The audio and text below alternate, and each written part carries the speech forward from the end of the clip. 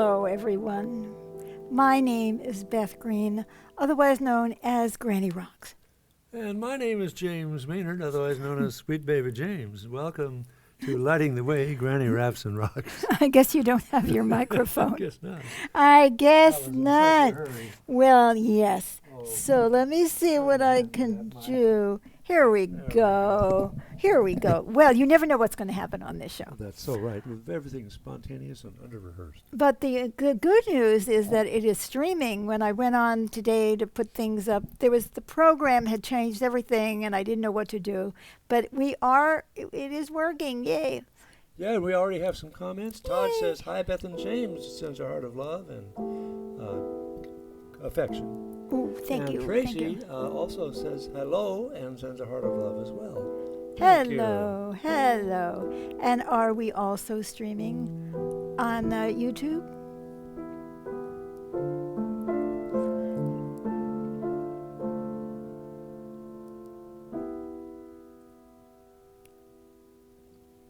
Does not appear that we're streaming. It on does YouTube. not appear that we are streaming Thank on God we're YouTube. alive and well on, We're supposed to Facebook. be streaming, and there is a comment from Karen. She says, hi, you two, and sends a heart of love. Thank you, Karen. Back at you.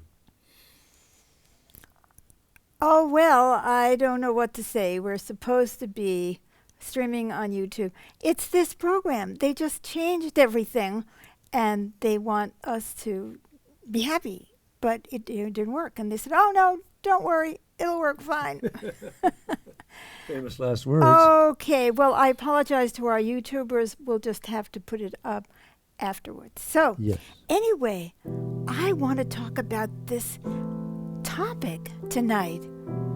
What do we have to do What do we have to do to return to love? Now, I bet you already know why I'm bringing up this topic. Here in the U.S. of A., it's pretty obvious. And in many other places as well in the world, there is a definitive lack of love. Did I say hello, Karen? I don't even know what I said because I was too busy being upset about the fact that we weren't streaming on YouTube. Anyway, so people who live in the United States certainly are aware of the tension, the anger, and the rancor, the vitriol, and the suspicion and all of that in our nation. And I know this is true around the world. I mean, there is so much anger and upset. And by the way, Elizabeth says hello and sends a heart of love. Thank you, Elizabeth. Back at you. Hello, Elizabeth. So, I've been asking myself. Now, last time I was talking to you about how we need to stop any kind of abuse. And we just have to stop it. And that after that, we can become compassionate. So, yes, we do have to stop abuse, whether it's based on gender, race, any other kind of identification, class, income, whatever. But now, how do we get back to love? Now, I'm asking about that in our whole society. How are we going to get back to love? And I'm also asking it about us. Once we've gotten off on being really angry or upset about the way the world is operating, we have to calm ourselves and we have to come back to love. It's like, all these people that we hate, at the moment, or that we are angry at, and it's like, how do I come back? No. Why should we? Oh, hello. And we have a big hello from Wade. He says, hi, all. Hello, Wade. Wade. Nice Welcome. to see you again. So, the first thing you might ask is, why should we return to love? I mean, those people are so terrible. But you know what I mean? We all need love. Okay, well, yes, we all need love. But first I wanted to point out just some little thing that I put in the blurb. Don't we all smile when we see babies? I don't know, it just seems to be like an instinct. Or kittens or puppies. I also smile when I see a lovely elderly couple walking hand in hand. I mean, you do that too. And people love Christmas movies and they love romances and all that. Now, does that seem to relate to how we perceive the people who are on the other side of the political spectrum for us? I mean, do we think of them as loving kittens? And are you thinking about that, James? You know, I haven't noticed myself thinking that way much. no, you see, and that's part of it. So I did a show a while ago about how, people there is toward a revolution of kindness. That there is kindness. When you get people out of these polarizing situations, you may see a lot of kindness. The bus driver is nice. Hi, Miss Mary. You don't know whether he's a Republican and independent, or Hare Krishna, or whatever.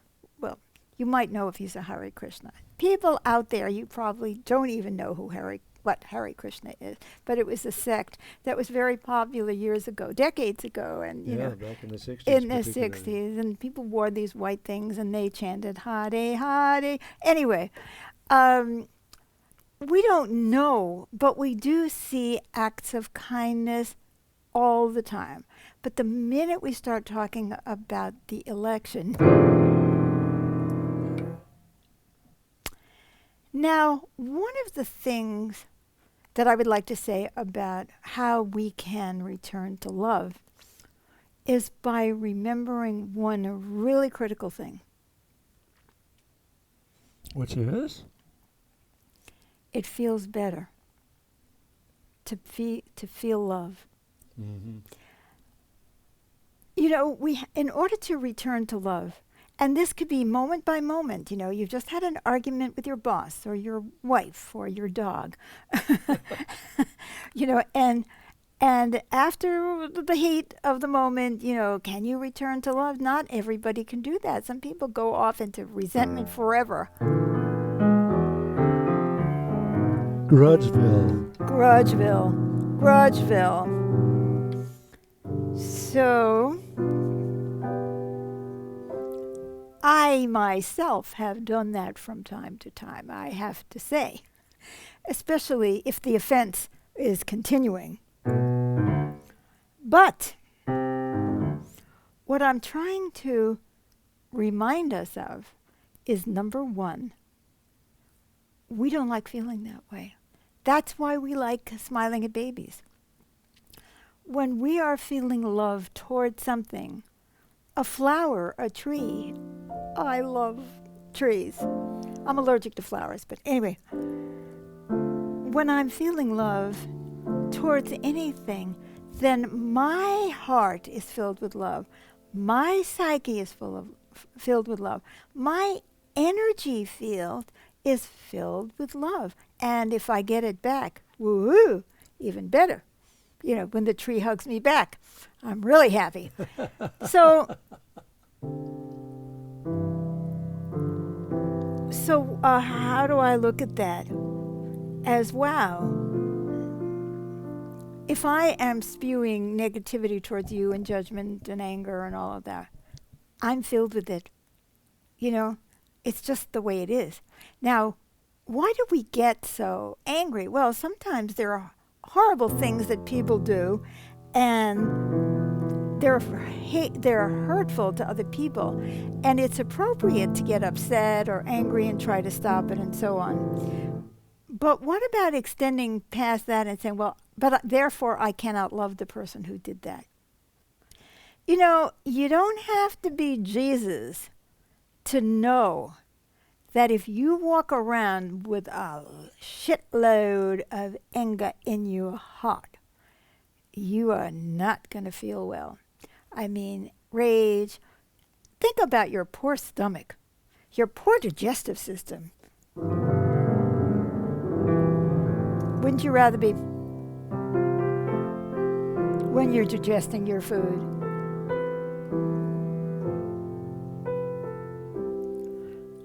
But what is so addictive about being angry or being better than, oh, yeah, we love that, don't we, to be better than others. There's something addictive about that because it gives us, I'm sure you've noticed this too, gives us a false sense of power. There's nothing like, the word I was looking for was 2 words, righteous indignation. Yeah. So if we are angry, we are puffing ourselves up. Ooh. Oh, Wade gives us a bunch of hearts here. A triple heart. Red, blue, and red. That's right. Isn't that cool? Good. That's good. That's great, Wade. So,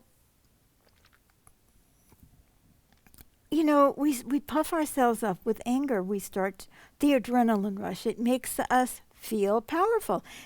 It may actually be true because, when you're outraged or when you're feeling really challenged or upset, you might be able to pick up that car. Well, maybe not quite pick up the car, that's just run over your child. But there's something about that adrenaline rush that does actually make you stronger in the moment physically.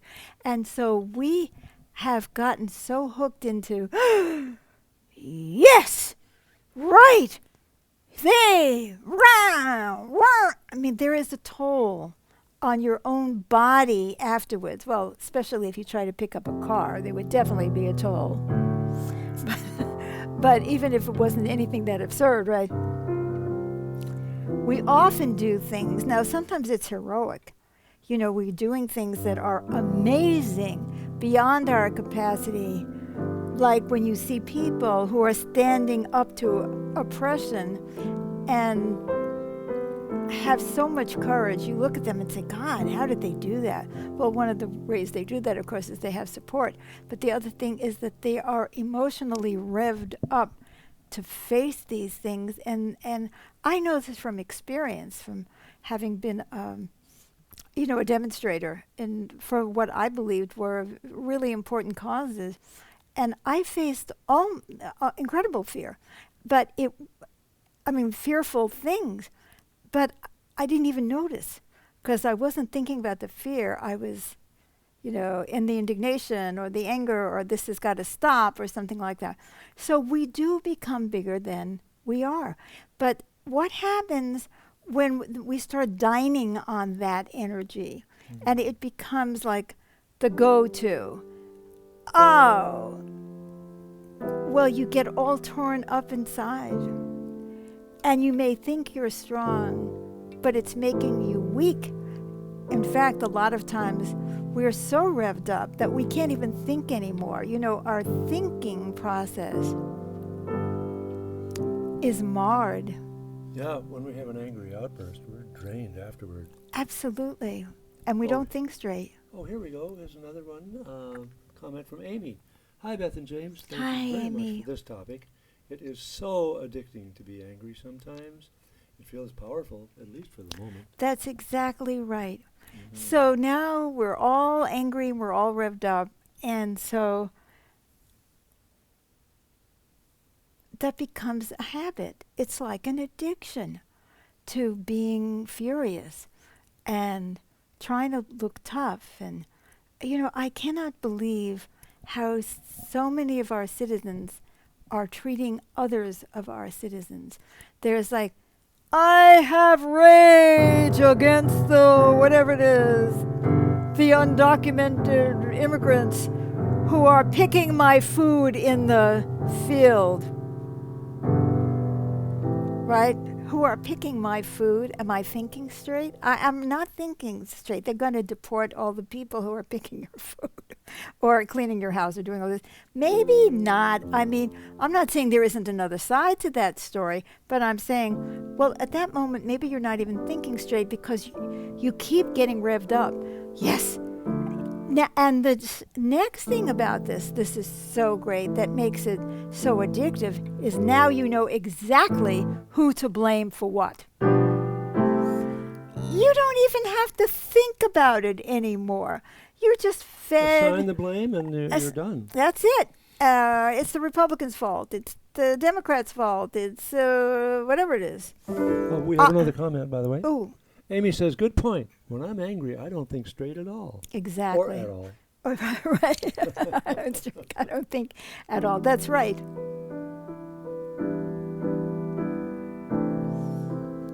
So life becomes very simple. You live on adrenaline. You go out there hating everybody, and you have a scapegoat for all your problems. And if you're having menstrual cramps, well, then you have somebody to go off against. Men. Right.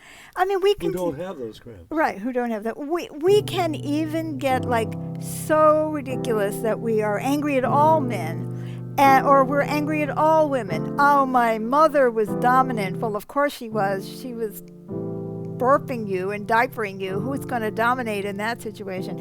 And so forevermore, I'm going to hate women because she ran my life when I was 5 years old. What can I say? I mean, you think that makes any less sense than some of the other thinking that we're seeing today? Okay, so another point that I want to make about this is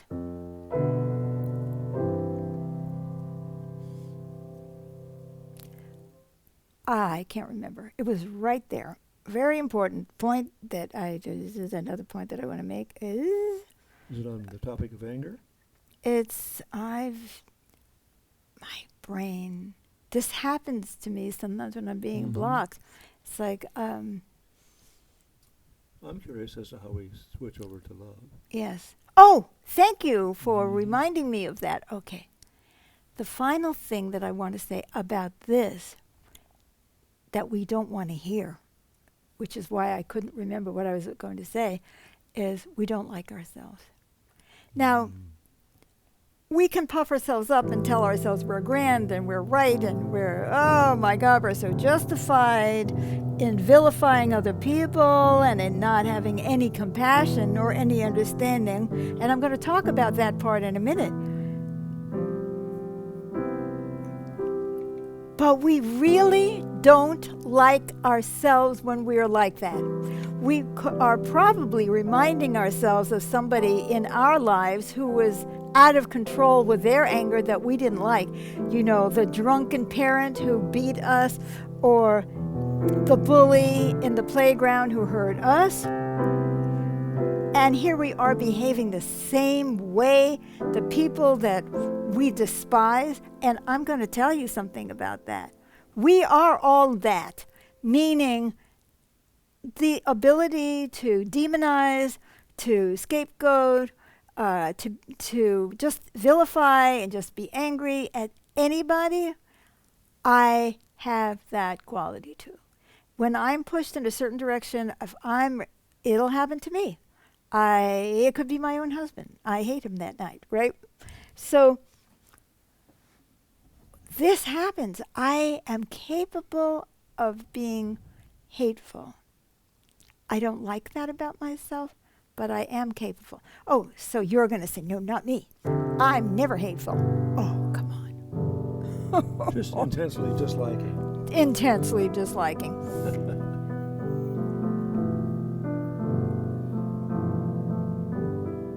So that means that I am being a way that I don't like, I don't approve of, and I don't like.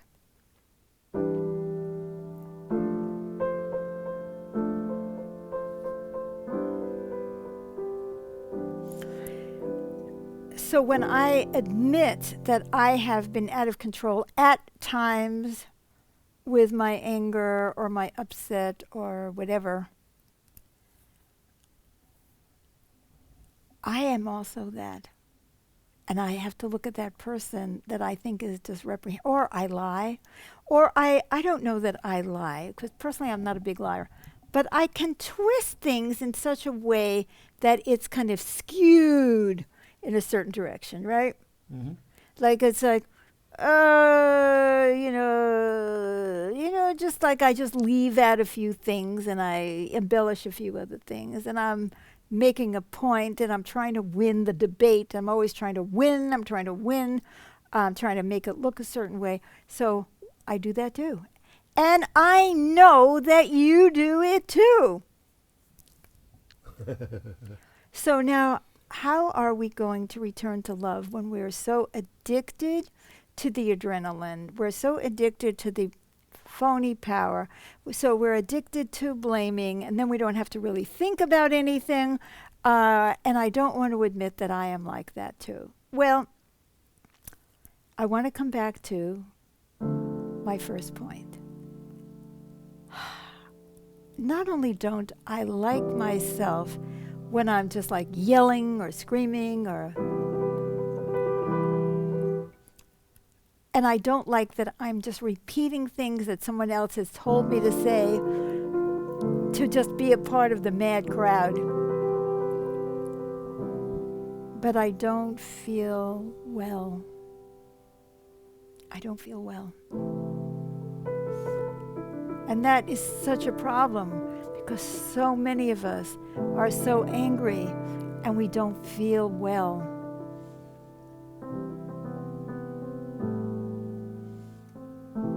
And I want to feel well.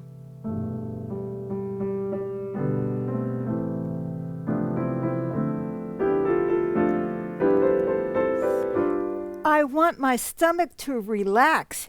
I want my brain to relax so that I can start thinking correctly. I want to get back into the inquiry. Am I really sure about what I'm saying? Do I really have the facts, or am I just echoing what somebody else is saying? Does this really seem true to me? Am I really more powerful when I'm hurting someone? When I'm hurting myself? Is this who I really am? I am making a plea to everyone who hears this. First of all, please like or love our show on Facebook. And when we get it up on YouTube, please give it a thumbs up. Subscribe to our channel. Click the notification button on YouTube and on Facebook. Follow our page. And share this program. Share this program and tell people we need to remember that as a collective, we need to return to love. We're all terrified. Most of us are terrified of Election Day who live here in this country. And I'm sure that you guys overseas, you've been through elections like this too. Why are we terrified? Because they're a monster, she's a monster, he's a monster, they're all monsters.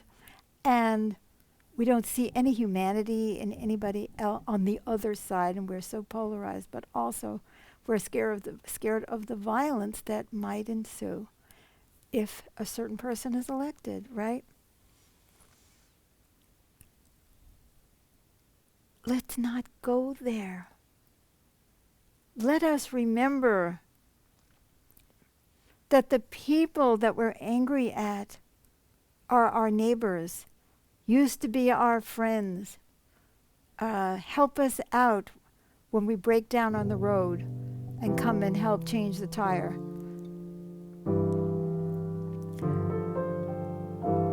Remember how much we humans need one another.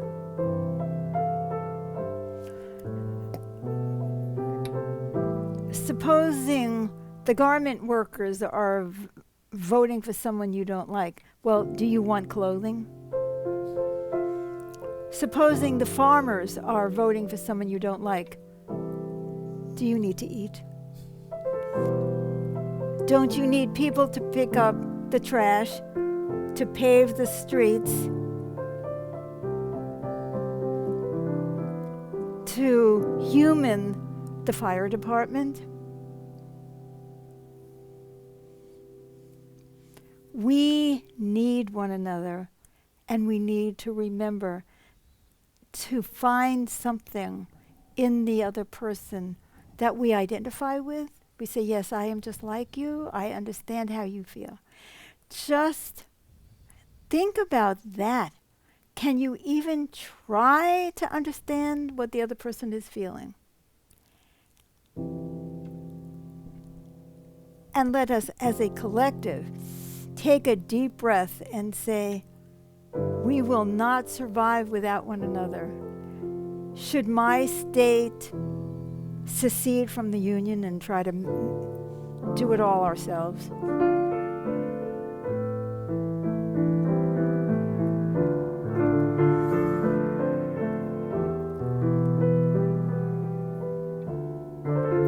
And don't I want to feel safe again walking down the street, knocking at the door of a neighbor saying, "Oh, by the way, your kitten got out," without worrying that they're going to shoot you?